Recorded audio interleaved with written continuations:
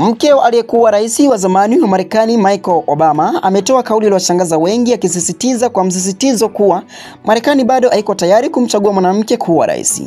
Wakati akizungumza katika mahojiano ya hivi karibuni alifanya na Tracee Ellis Ross kwenye kipindi cha The Lock, Michael amesema kuwa hana mpango wowote wa kugombea rais kwa sasa kutokana na kile anachodai kuwa Wamarekani bado hawako tayari kuona mwanamke akikalia kiti cha ikulu ya White House na kuongoza taifa hilo lenye nguvu.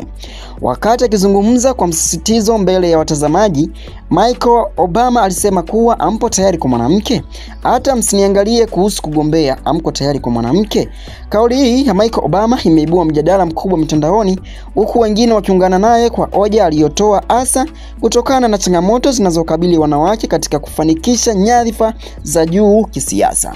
Ona mtazamo huu ndugu mtazamaji wa Varado Online TV kuletea ambacho kinahusu mke wa zamani wa Rais Obama katika kipindi alichoweza kufanya na Tracee Ellis Ross kwenye kipindi cha The Lock.